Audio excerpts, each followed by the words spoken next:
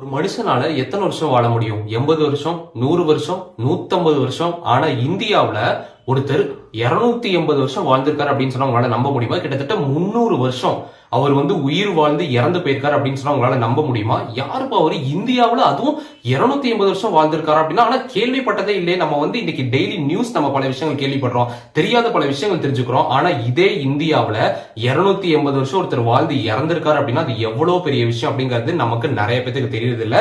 யார் அவரு? அவரால எப்படி 280 வருஷம் வாழ முடிச்சது அப்படின்னு கேட்டா, அவரு பேரு தான் திரைலிங்க சுவாமி அப்படின்னு சொல்றாங்க. திரைலிங்க சுவாமி அப்படிங்கிறவரு யாரு? இவரால எப்படி 280 வருஷம் வாழ முடிச்சது? இவர் முதல்ல யாரு? இவர் என்ன அதிசயம் பண்ணாரு? இவர் என்ன ஆச்சரியங்கள் நிகழ்த்திருக்காரு அப்படின்னு நீங்க தெரிஞ்சுக்கிட்டீங்க அப்படின்னா நீங்களே வியந்து போயிருவீங்க. அப்படி என்ன பண்ணாரு அப்படின்னு கேட்டா, இவரால தண்ணியில மிதக்க முடியும் அப்படின்னு சொல்றாங்க. தண்ணியில இவரால நடக்க முடியும் அப்படின்னு சொல்றாங்க. அது மட்டும் இல்லாம இவரால மாயமா மறைய முடியும் அப்படின்னு சொல்றாங்க. ஒரு நிமிஷம், இதெல்லாம் ஒரு விஷயம்? இதெல்லாம் என்ன மாயம் வந்துற மாதிரி இருக்கே? இதெல்லாம் ஒரு மனுஷனால செய்ய முடியும் அப்படின்னு கேட்டா கண்டிப்பா செய்ய முடியும். இதை அவர் செஞ்சிருக்காரு. இதுக்கான ரெக்கார்ட்ஸ் கூட இருக்குது. பிரிட்டிஷர்ஸே ரெக்கார்ட் பண்ணி வச்சிருக்காங்க அப்படின்னு சொன்னா உங்களால நம்ப முடியுமா? அப்படி ஒரு ஞானியை பத்தி தான் நம்ம இந்த வீடியோல பார்க்க போறோம். யார் அவரு? எங்க பிறந்திருக்காரு அப்படின்னா, விசாகப்பட்டினத்துல இருக்கக்கூடிய விழிநகரம் அப்படிங்கிற இடத்துல தான் அவர் பிறந்திருக்காரு. அவருடைய அப்பா அம்மா யார் அப்படின்னு கேட்டா நரசிங்க ராவ் அப்படின்னு சொல்றாங்க. அது மட்டும் இல்லாம அவங்க அம்மா பேர் வித்யாபதி அப்படின்னு சொல்றாங்க. இந்த தம்பதிகளுக்கு குழந்தையா அவர் 1601வது வருஷம் பிறக்கிறாரு. இப்படி பிறந்ததுக்கு அப்புறம் அவர் என்ன அப்படின்னா, அவருக்கு தம்பியும் அண்ணன் இருக்கிறாங்க அப்படின்னு சொல்றாங்க. அப்படி இருக்கும் போது அவர் பின்னாடி வளர்ந்ததுக்கு அப்புறம் அவருடைய அப்பா இதய நோய் இறந்து போயிடுறாரு அப்படின்னு சொல்றாங்க. இறந்ததுக்கு அப்புறம் அவர் தனியா வளர்றாரு. அவங்க அம்மா வளர்க்குறாங்க. வளர்ந்ததுக்கு அப்புறம் ஒரு 20 வயசு ஆனதுக்கு அப்புறம் என்ன பண்றாங்க அப்படின்னா, அவருடைய அம்மாவும் இறந்துடுறாங்க. அவங்களுடைய அம்மா இறந்ததுக்கு அப்புறம் அவர் என்ன பண்றாரு அப்படின்னா, அவர் அண்ணன் கூட வளர்ந்திருக்காரு அப்படின்னு சொல்றாங்க. இப்படி வளர்ந்ததுக்கு அப்புறம் அவருடைய நோக்கம் என்னவா இருந்திருக்கு அப்படின்னா, அவங்களுடைய அப்பா அம்மா இறந்ததுக்கு அப்புறம் நம்ம வாழ்க்கையில ஏதாவது நம்ம செய்யணும், நம்மளுடைய வாழ்க்கையுடைய பயனை நம்ம தெரிஞ்சுக்கணும் அப்படின்ட்டு அவர் அந்த இடத்துல ஆரம்பிக்கிறாரு. 20 வயசுல அவர் ஞானி ஆகணும் அப்படின்னு நினைக்கிறாரு. ஞானி அப்படின்னா, அதாவது இன்னைக்கு இருக்கக்கூடிய பெரிய பெரிய சித்தர்களுடைய வழியில நம்ம போகணும், சின்ன வயசுல நம்ம முக்தி அடையணும், மோட்சம் அடையணும், கடவுளை நம்ம உணரணும் அப்படின்ட்டு இந்த மாதிரி விஷயங்களை தேர்ந்தெடுக்கிறாரு 20 வயசுலயே. சோ அப்படி தேர்ந்தெடுத்ததுக்கு அப்புறம் அவர் என்ன பண்றாரு அப்படின்னா, இந்த மாதிரி விஷயங்கள் நோக்கி அவர் போக ஆரம்பிக்கிறாரு. அப்போ அவருடைய செஞ்ச முதல் காரியம் என்ன அப்படின்னு பாத்தீங்கன்னா, அவங்க அம்மா இறந்ததுக்கு அப்புறம் அவங்க அம்மாவுடைய சாம்பலை தான் மேல பூசிக்கிட்டு ஒரு காளி பூஜையில ஈடுபடுறாரு அப்படின்னு சொல்றாங்க. அதுல இருந்து அவருக்கு ஞானம் கிடைச்சது அப்படிங்கிறது கூட சொல்றாங்க. இது கிடைச்சதுக்கு அப்புறம் அவர் எங்க எல்லாம் டிராவல் பண்ணிருக்காரு அப்படின்னா, இந்தியா முழுக்க அவர் போகாத இடமே கிடையாது. முக்கியமா அவர் போன இடம் என்ன அப்படின்னு பாத்தீங்கன்னா வாரணாசி. அங்க இருக்கக்கூடிய எல்லா சிவன் கோயிலுமே அவர் போயிருக்காரு அப்படின்னு சொல்றாங்க. அங்கிருந்து பல பேருக்கு அவர் ஞானம் கொடுத்திருக்காரு அப்படின்னு சொல்றாங்க. சரி, இதெல்லாம் இவருடைய வரலாறு இருக்கட்டும். இதுக்கப்புறமேட்டு இவர் என்ன பண்ணாரு அப்படிங்கறத நீங்க தெரிஞ்சுக்கிட்டீங்க அப்படின்னா நீங்களே வியந்து போயிருவீங்க. அப்படி என்ன பண்ணாரு அப்படின்னா, இது ஒரு இன்சிடென்ட். என்ன இன்சிடென்ட் அப்படின்னு பாத்தீங்கன்னா, பிரிட்டிஷர்ஸ் இந்த காலகட்டம், அவர் பிறந்த காலகட்டமும் அவர் ஞானியா அவதரிச்ச அந்த காலகட்டம் பாத்தீங்கன்னா பிரிட்டிஷ் காலகட்டம் 1600கள்ல. சோ அப்படி இருக்கும்போது பிரிட்டிஷர்ஸ் இருந்தப்போ பல கடுமையான சட்டங்கள் அப்ப போட்டுட்டு இருந்தாங்க. அப்படி இருந்தப்போ இவர் டிரெஸ் இல்லாம தான் நடமாடுவாரு அப்படின்னு சொல்றாங்க. ஏன் அப்படின்னா, இவர் ஒரு ஞானி ஆயிட்டாரு, ஒரு சித்தர் ஆயிட்டாரு. சோ இந்த மாதிரி விஷயங்கள் தெரிஞ்சதுக்கு அப்புறம் அவர் என்ன ஆயிட்டாரு அப்படின்னா, அவர் இவங்க எல்லாருமே டிரெஸ் இல்லாம தானே நிறைய பேர் இருப்பாங்க. சோ அந்த மாதிரி இவர் பெரிய ருத்ராட்ச மாலையை அணிஞ்சுக்கிட்டு டிரெஸ் இல்லாம தான் இருப்பாரு. இவருடைய வேலை என்ன அப்படின்னா, யோகா பண்ணிட்டு கோயில்ல இருந்துகிட்டு மக்களுக்கு ஏதாவது பிரச்சனை இருந்துச்சு அப்படின்னா அந்த பிரச்சனைக்கு தீர்வுகளை கொடுத்துக்கிட்டு ஆலோசனைகள் கொடுத்துட்டு இருக்கிறத அந்த காலகட்டத்தில் பண்ணிட்டு இருந்திருக்காரு. சோ இந்த மாதிரி இருக்கும்போது ஒரு இன்சிடென்ட், அது என்ன அப்படின்னா, பிரிட்டிஷ் அரசு, அதாவது அந்த காலகட்டத்தில் இருந்து பிரிட்டிஷர்ஸுடைய மனைவிகள் நிறைய பேர் இருப்பாங்க வெளிநாட்டுல இருந்து சோ அந்த மாதிரி ஒரு போலீஸ் ஆபீசருடைய மனைவி என்ன பண்றாங்க அப்படின்னா, கோயில பார்க்கணும் அப்படின்னு வெளியே நடந்து வராங்க. அப்படி நடந்து வரும்போது இவரை பாத்துறாங்க. இவர் பார்த்ததுக்கு அப்புறம் இவர் நிர்வாணமா இருக்காரு, ட்ரெஸ்ஸே இல்லாம. அதை பார்த்துட்டு இவங்க என்ன பண்றாங்க அப்படின்னா, இப்படி எப்படி ஒரு மனுஷன் முன்னாடி நிக்கிறான், நாகரிகம் தெரியாதவனா இருக்கானே அப்படின்னு சொல்லிட்டு அந்த சுவாமி என்ன பண்றாங்க அப்படின்னா, அவரை கொண்டு போய் ஜெயில அடைக்கிறாங்க. ஜெயில அடைச்சதுக்கு அப்புறம் இங்கதான் பெரிய மாயமே நடந்திருக்கு. என்ன நடந்திருக்கு அப்படின்னா, ஒரு போலீஸ் அந்த காலகட்டத்தில் பாத்தீங்கன்னா போலீஸ் ஸ்டேஷன்ல வச்சு அப்புறமேட்டு தான் விசாரிக்கிறது இருக்கும். சோ அந்த மாதிரி அவர் ஜெயில வைக்கிறாங்க. ஜெயில வச்சு பூட்டினதுக்கு அப்புறம் என்ன பண்றாங்க அப்படின்னா, போலீஸ் பூட்டிட்டு அவர் உட்கார்ந்துருக்காரு. அங்க இருந்த ஆபீசர் உட்கார்ந்ததுக்கு அப்புறம் என்ன நடந்திருக்கு அப்படின்னா, கொஞ்ச நேரம் கழிச்சு ஜட்ஜி நான் அவரை பார்க்கணும் அப்படின்ட்டு அவங்க சொன்னும் போது அந்த ஜெயிலுக்குள்ள அவரை காணா.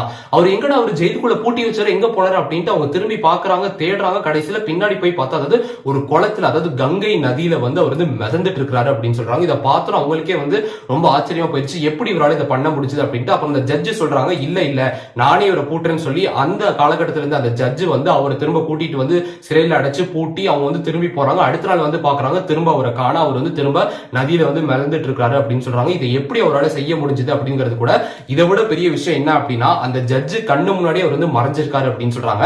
எப்படி ஒருத்தரால இவ்வளவு விஷயங்கள் செய்ய முடியும் அப்படின்னா அந்த விஷயத்தை அவர் வந்து பார்த்ததுக்கு அப்புறமேட்டு அந்த ஜட்ஜை என்ன பண்றாங்க அப்படின்னா இவர் வந்து உண்மையிலே ஒரு ஞானியா தான் இருக்கணும், ஒரு ஞானியில மட்டும் செய்ய முடியும்னு சொல்லிட்டு அவரை வந்து கையெடுத்து கும்பிட்டு உங்களுக்கு தெரியாம நாங்க வந்து காயப்படுத்திட்டு எங்களை மன்னிச்சிருங்கன்னு சொல்லி அவர் வந்து ரிலீஸ் பண்ணிட்டாங்க. அதுக்கப்புறமேட்டு அவர் வந்து இந்தியா முழுக்க பல பிரயாணங்கள் வந்து பண்ணியிருக்காரு, பல மக்களுக்கு வந்து பல பிரச்சனைகள் வந்து தீர்த்து வச்சிருக்காரு அப்படின்னு சொல்றாங்க. இது மாதிரி இன்னொரு இன்சிடென்ட் என்ன அப்படின்னு பாத்தீங்கன்னா, இதே மாதிரி இந்தியாவில இருந்த ஒரு பெரிய அரசர் இருந்திருக்காரு. அந்த அரசருடைய அதாவது அந்த அரசருடைய ஒரு பொண்ணு இருந்துகிட்டு என்ன பண்ணிருக்காங்க அப்படின்னா அந்த பொண்ணுக்கு சீக்கிரம் திருமணம் ஆகணும்னு சொல்லி ஒரு சிவன் கோயில்ல போய் சிவனுக்கு பூஜை பண்ணி ஒரு பூ வந்து மாலையா போட்டிருக்காங்க. அந்த மாலையா போட்டதுக்கு அப்புறம் சிவனை மின்னிட்டு அவங்க வெளியே வராங்க. அந்த கோயிலுக்கு வாசல்ல வந்து இந்த சுவாமி வந்து தியானம் பண்றது இருக்காரு. அவரை பார்த்ததுமே அந்த சிவன் கழுத்துல போட்ட அதே பூ மாலை வந்து இவருடைய கழுத்துலயும் இருக்கு. அதை பார்த்துட்டு அந்த பெண் வந்து கேட்கறாங்க, நான் எப்படி சிவனுக்கு போட்ட அந்த மலர் மாலை வந்து உங்க கழுத்துல வந்துச்சு, நீங்க அதை எடுத்து நீங்க திருடி மாட்டிக்கிட்டீங்களா அப்படின்ட்டு கண்டபடி பேசுறாங்க.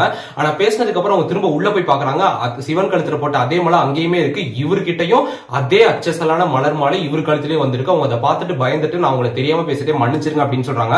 அப்போ ஒரு சொல்றாரு, உனக்கு கல்யாணம் ஆகணும் நீ நினைச்சுதானே இப்படி எல்லாம் பண்ணிட்டு இருக்க, உனக்கு நல்ல செய்தி காத்துட்டு இருக்கு அப்படின்ட்டு ரெண்டே வார்த்தை தான் பேசுறாரு. அந்த பெண் வந்து வீட்டுக்கு போனதுக்கு அப்புறம் அவங்களுடைய அப்பா சொல்றாங்க, நமக்கு வந்து நல்ல வரன் வந்திருக்கு அப்படின்ட்டு. சோ இந்த மாதிரி பல அதிசயங்களை வந்து நிகழ்த்தி இருக்காரு அப்படின்னு சொல்றாங்க. சோ இந்த மாதிரி இவர் பண்ணவர் வந்து இவரால எப்படி இதெல்லாம் செய்ய முடிஞ்சது, இவர் என்னதான் சொல்ல வராரு அப்படின்னு கேட்டா இவர் வந்து ஒரு பெரிய ஞானி அப்படின்னு சொல்றாங்க. இவர் வந்து வாழ்க்கையுடைய அதாவது வாழ்க்கையோட பர்பஸ் அப்படின்ட்டு சொல்லுவோம்ல நம்ம இந்த காலகட்டத்தில், அது மாதிரி வாழ்க்கையுடைய நோக்கம் என்னன்னு அவர் வந்து சின்ன வயசுலயே கண்டுபிடிச்சிட்டாரு.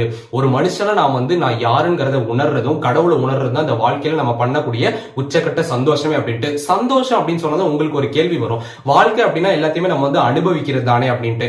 என்ன அனுபவிக்கிறோம் அப்படின்னு கேட்டா உச்சக்கட்ட சந்தோஷம். அது நமக்கு எங்க கிடைக்கும் அப்படின்னா ஒரு நல்ல சாப்பாடு சாப்பிட்டா, நமக்கு பிடிச்ச ஒரு பொருளை வாங்கினா, இல்ல ஃப்ரெண்ட்ஸோட ஃபேமிலியோட சேர்ந்து எங்கேயாவது வெளிநாடுக்கு டூர் போனா, இதெல்லாம் பண்ணும்போது நமக்கு உச்சக்கட்ட சந்தோஷம் கிடைக்கும். ஆனா அவர் என்ன சொல்றாரு அப்படின்னா நம்ம வந்து தியானத்துல இருக்கும் போதும் கடவுளை உணரும் போதும் முக்தி மோட்சம் அப்படிங்கிறது கிடைக்கும் போது தான் நமக்கு உச்சக்கட்ட சந்தோஷம் கிடைக்கும். எதுவுமே இல்லாம ஒண்ணுமே இல்லாம அமைதியா ஒரு இடத்துல உட்கார்ந்து இருக்கிறது தான் உச்சக்கட்ட சந்தோஷம் அவர் வந்து சொல்றாரு. அவரை ஃபாலோ பண்ண அவரை பின்பற்றி வந்து எல்லாத்துக்கும் அவர் சொல்றது தான். இதை விட பெரிய ரகசியம் என்னன்னு கேட்டீங்க அப்படின்னா அவர் வந்து சுவாமி விவேகானந்தர் வந்து பார்த்திருக்காரு அப்படின்னு சொல்றாங்க. சுவாமி விவேகானந்தர் வந்து அவர்கிட்ட வந்து அதாவது அறிவுரைகள் வாங்கியிருக்காரு, ஞானம் வழங்கியிருக்காரு அப்படின்னு சொல்றாங்க. அது மட்டும் இல்லாம அதாவது ராமகிருஷ்ண சுவாமி நம்ம எல்லாத்துக்குமே தெரியும், ராமகிருஷ்ண பரமானந்தா அப்படிங்கிறவர் மிகப்பெரிய ஞானி. அவரு வந்து இவரை வந்து பார்த்திருக்காரு அப்படின்னு சொல்றாங்க. இவரை பார்த்து இவர்கிட்ட பல ஞான உபதேசங்கள் வந்து வாங்கியிருக்காரு அப்படின்னு சொல்றாங்க. அந்த ராமகிருஷ்ணா அப்படிங்கிறவர் வந்து சிவனை வழிபடுறதுக்காக வாரணாசி கிட்ட போயிருக்காரு. அந்த இடத்துல சிவனை வழிபடுறதுக்கு முன்னாடி இவரை பார்த்திருக்காரு. சிவனை வழிபட்டதுக்கு அப்புறம் இவரை திரும்ப வந்து பார்க்கும்போது அவர் சொல்றாரு, நாங்க வழிபட்டது சிவனை இல்ல உங்களே நான் பார்த்தேன், நீங்க வந்து கடவுளுடைய ஒரு அவதாரமா இருக்கீங்க அப்படின்னு சொல்றாரு. சோ இந்த மாதிரி அவர் நிகழ்த்தின பல ஆச்சரியங்களும் அதிசயங்களும் இவ்வளவு இருக்கும் போது இதே மாதிரி இன்னொரு கதையும் ஒண்ணு இருக்குது. அது என்ன அப்படின்னு கேட்டீங்க அப்படின்னா ஒரு புலிய பத்தின கதை. அது என்ன அப்படின்னா இந்த சுவாமி வந்து காடுகள்ல தான் நீண்ட நிறைய நாள் வந்து வாழ்வார் அப்படின்னு சொல்றாங்க. அப்படி காட்டுல இருக்கும் போது ஒரு புலியை வேட்டையாடுறதுக்கு ஒரு அரசர் வந்து வந்திருக்காரு. அப்படி வரும்போது அவர் அந்த புலியை வேட்டையாட நினைச்சிருக்காரு, ஆனா வேட்டையாட முடியல. கடைசியில வந்து இந்த புலிகிட்ட தப்பிச்சு ஒரு இடத்துல தஞ்சமாகிறாரு. தஞ்சமாகும் போது இந்த சுவாமிஜி தான் அந்த அரசருக்கு வந்து அடைக்கலம் கொடுத்திருக்காங்க. கொடுக்கும் போது அந்த புலி வந்து திரும்ப இங்கே வருது. அந்த அரசர் பார்த்து பயந்துட்டு புலி என்ன கடிச்சிட்டு பயப்படுறாரு. ஆனா அந்த சுவாமி கிட்ட அந்த புலி வந்ததுக்கு அப்புறம் அந்த புலியை வந்து தடவி கொடுக்கிறாரு. தடவி கொடுத்ததுக்கு அப்புறம் அந்த புலி வந்து சாந்தமா அதே இடத்துல அப்படியே அமைதியா உட்காருது. இதை பார்த்ததுக்கு அப்புறம் அந்த அரசர் சொல்றாரு, இதை நான் வேட்டையாடணும்னு நினைச்சு நீங்க ஆனா கை வச்சது எப்படி சாந்தம் அனுச்சு அப்படின்னா அந்த இடத்துல சுவாமி கொடுக்குற ஞானம் என்ன அப்படின்னு பாத்தீங்கன்னா நம்ம எல்லா உயிர்கள் இடத்துலயுமே நம்ம வந்து பாசத்தை நம்ம வந்து கொடுக்கணும், அன்பை கொடுக்கணும். இதை நம்ம காட்டுறதே போதும். புலியுடைய நோக்கம் காட்டுல தெரியறது தான். நீ அதை வந்து வேட்டையாட நினைச்சிட்டு மிகப்பெரிய தப்பு. எந்த ஒரு உயிரை எடுக்கிறதுக்கு உனக்கு உரிமை கிடையாது அப்படின்ட்டு அந்த இடத்துல சொல்றாரு. இன்னொரு இன்ட்ரெஸ்டிங்கான கதை என்ன அப்படின்னு பாத்தீங்கன்னா பால் அப்படிங்கறத வந்து அவர் உருவாக்கிறாரு அப்படின்னு சொல்லிருக்காங்க. அதனால பால் உருவாக்குனாரு அப்படின்னு கேட்டா நம்ம வந்து ஒரு நதி ஓடிச்சு அப்படின்னா அந்த நதியில இருக்கக்கூடிய தண்ணியை எடுத்து குடிக்கணும்னு நினைப்போம். நம்ம ரொம்ப தாகமா இருந்தோம் அப்படின்னா சோ அது மாதிரி ஒருத்தர் தாகமா இருக்கிற ஒருத்தர் வந்து காட்டு வழியே நடந்து போகும்போது நதியில இருக்கக்கூடிய தண்ணி எடுத்து குடிக்க போயிருக்காரு. அதே இடத்துல இவரும் இருந்திருக்காரு. இந்த சுவாமிஜி அந்த தண்ணி எடுத்து குடிக்கும் போது மட்டும் அவருடைய வாயிலிருந்து வெள்ளையா வடிஞ்சிருக்கு அப்படின்னு சொல்றாங்க. கையில எல்லாமே வெள்ளையா இருந்திருக்கு. அது என்ன அப்படின்னு பார்த்தா பால். அவர் வந்து குடிக்கும் போது பாலா இருந்திருக்கு. ஆனா அதே ஆள் அதாவது அந்த காட்டுல நடமாடின அந்த ஆள் குடிக்கும் போது தண்ணியா மட்டும் தான் இருந்திருக்கு. அதை பார்த்துட்டு அவர் வந்து ரொம்ப ஆச்சரியமாயிட்டாரு. எப்படி இந்த சுவாமியால வந்து வெறும் தண்ணியை எடுத்து பாலா அவர் வந்து குடிக்கிறாரு, இவர் குடிக்கும் போது மட்டும் அது எப்படி பாலா இருந்துச்சு, நம்ம குடிக்கும் போது வெறும் தண்ணியா தான் இருந்துச்சு அப்படின்ட்டு இந்த மாதிரி பல சொல்ல முடியாத நிகழ்வுகளை அவரே வந்து நிகழ்த்தி இருக்காரு. இதெல்லாம் உண்மையா நீங்க அப்படின்னு கேட்கலாம். ஆனா இந்த மாதிரி பல விஷயங்கள் விஷயங்களை வந்து வெப்சைட்லயே வந்து குறிப்பிட்டு வச்சிருக்காங்க. இது வந்து பிரிட்டிஷர்ஸால ரெக்கார்ட் பண்ண விஷயமா இருக்குது. இதை விட பெரிய இன்ட்ரெஸ்டிங்கான சீக்ரெட் என்ன அப்படின்னு பாத்தீங்கன்னா, அவரை பத்தி நீங்க விக்கிபீடியாலயோ இல்ல எந்த ஆர்டிகிளோ போய் தேடினீங்க அப்படின்னா எந்த ஒரு இன்ஃபர்மேஷனுமே இருக்காது. அவர் யாரு, அவர் எங்க பிறந்தார் மட்டும்தான் இருக்குமே தவிர அவர் என்ன பண்ணாரு, அவர் யாருன்னு ஃபுல் டீடைல்ஸ் எங்கேயுமே இருக்காது. சோ கடைசியா நம்ம இந்த வீடியோல தெரிஞ்சுக்கிறது என்ன அப்படின்னா, இவர் வந்து நமக்கு என்ன சொல்ல வராரு, இவருடைய மிகப்பெரிய மர்மம் என்ன அப்படின்னு பாத்தீங்கன்னா, வாழ்க்கையோட நம்ம நோக்கம் என்ன அப்படிங்கறது தான். இவர் பல கோட்ஸ் கூட சொல்லியிருக்காரு. அதெல்லாம் என்னென்ன அப்படின்னு பாத்தீங்கன்னா, நம்மளுடைய வாழ்க்கையோட நோக்கம் வந்து கடவுளை உணர்றது தான். அதுல மட்டும்தான் நம்ம வந்து ஈடுபடணும் அப்படின்னு சொல்றாரு. நம்மளுடைய வாழ்க்கை கடைசியில அதுதான் நம்ம வந்து உணர்வோம் அப்படின்னு சொல்றாரு. மத்தவங்களை காயப்படுத்தாம எந்த ஒரு உயிரையுமே கொல்லாம நம்ம வந்து வாழணும் அப்படின்னு சொல்றாரு. அது மட்டும் இல்லாம என்னதான் ஒருத்தன் பெரிய பணக்காரனா இருந்தாலும் அந்த பணக்காரனுக்கு பெரிய அடையாளமா இருக்கிறது அவனுடைய பணமும் அவனுடைய பணத்தை தக்க வச்சுக்கிறதுக்கு அவனுடைய குழந்தைகளுமே தவிர அவன் யாருங்கிறத உணர மறந்துடுறான். சோ உங்களுக்கு என்னதான் செல்வம் இருந்தாலும் நீங்க யாரு நீங்க உணர்றதா மிகப்பெரிய விஷயம் அப்படின்னு சொல்றாரு. அதுக்கப்புறம் என்ன சொல்றாரு அப்படின்னா, உலகத்திலேயே மிகப்பெரிய விஷயம் என்ன அப்படின்னா, அமைதியா ஒரு இடத்துல உட்கார்ந்து நீங்க வந்து தியானம் பண்றது ரொம்ப மிகப்பெரிய கஷ்டமான விஷயம் அப்படின்னு சொல்றாரு. நம்மளுடைய மைண்ட்ல அப்ப எவ்வளவு விஷயம் வந்து போகும் அப்படின்னு நினைச்சு பாருங்க. சோ இந்த மாதிரி பல ஆச்சரியங்களை அவர் வந்து நிகழ்த்திருக்காரு அப்படின்னு சொல்றாங்க. தண்ணியில மறந்து காணாம போயிருக்காரு, மாயமா மறைஞ்சிருக்காரு. சோ இந்த மாதிரி விஷயங்கள் எல்லாமே வந்து அவருடைய கடவுளுடைய அருள்னாலதான் அவர் வந்து பெற்றிருக்காரு அப்படின்னு சொல்றாங்க. சோ கடைசி அவர் வந்து எப்படி இறந்து போனார் அப்படின்னு கேட்டா, அவர் வந்து ஜீவ சமாதி அடைஞ்சிட்டாரு அப்படின்னு சொல்றாங்க. அவருடைய வாழ்க்கை கடைசியில வந்து அவர் கீழே இருந்தக்கூடிய அவருக்கு கீழே இருக்கக்கூடிய பல ஸ்டூடெண்ட்ஸ் கிட்ட, அது மட்டும் இல்லாம அவர் கீழே இருக்கக்கூடிய பல பசங்கள்ட்ட அவர் வந்து சொல்லியிருக்காரு, இந்த மாதிரி நான் வந்து இறந்து போக போறேன் அப்படின்ட்டு முன்னாடி அவருடைய மரணத்தை வந்து கணிச்சிருக்காரு. அவர்கிட்ட பல விஷயங்கள் தெரிஞ்சுக்கூடிய அவங்க வந்து அவர் வந்து இறந்து போறது விரும்பவே இல்லை. ஆனா ஒரு கட்டத்துக்கு மேல எனக்கு ஜீவ சமாதி நீங்க அமைக்கணும்னு சொல்லி அந்த இடத்துல வந்து அவர் ஜீவ சமாதி அடைஞ்சு இறந்தும் போயிட்டாரு. வாரணாசியில இவர் வந்து இறந்திருக்காரு அப்படின்னு சொல்றாங்க. சோ இவரை பத்தி நீங்க என்ன நினைக்கிறீங்க? இவர்கிட்ட இருந்து நம்ம தெரிஞ்சுக்கிற விஷயங்கள் என்ன அப்படின்னு பாத்தீங்கன்னா, ஒரு மனுஷன் வந்து எப்படி வாழணும், அவனுக்கு வந்து கடவுளை உணர்றது எவ்வளவு முக்கியமான ஒரு விஷயம், யோகிகள் ஞானிகளுக்கான மிகப்பெரிய அவதாரமாவும் கடவுளுடைய மறு அவதாரமும் இவர் வந்து வாழ்ந்திருக்காரு அப்படின்ட்டு குறிப்பிட்டிருக்காங்க பிரிட்டிஷர்ஸே. அப்ப அது எவ்வளவு பெரிய விஷயமா இருக்கும் நீங்க நினைக்கிறீங்க? அது மட்டும் இல்லாம இதெல்லாம் கிடையாது, இதெல்லாம் பொய்யா இருக்கலாம், இதெல்லாம் நம்ப முடியல அப்படின்னு நீங்க நினைக்கிறீங்களா? இல்ல இதெல்லாம் உண்மையா இருக்கும். ஒரு மனுஷனால இதெல்லாம் சாதிக்க முடியும். அவர் மிகப்பெரிய ஞானி தான், கடவுளுடைய ஒரு மறு அவதாரம் தான் நீங்க நினைக்கிறீங்களா? இன்னைக்கு அவருடைய மிகப்பெரிய சின்னத்தை சிலையை கூட இன்னைக்கு வந்து நார்த் இந்தியால வாரணாசியில வந்து வச்சிருக்காங்க. அதை பல பேர் பார்த்துட்டு வாழ்க்கையில ஞானமும் பெறோம், வாழ்க்கையில் நாங்க நல்லா இருக்கோம் அப்படின்னு சொல்றாங்க. சோ இதை பத்தி நீங்க என்ன நினைக்கிறீங்க அப்படிங்கறத கமெண்ட் பண்ணுங்க. இந்த மாதிரி நிறைய இன்ட்ரெஸ்டிங்கான இன்ஃபர்மேஷன் தெரிஞ்சுக்கணும் அப்படின்னா சப்ஸ்கிரைப் பண்ணுங்க, ஃபாலோ பண்ணுங்க. தேங்க்ஸ் ஃபார் வாட்சிங்.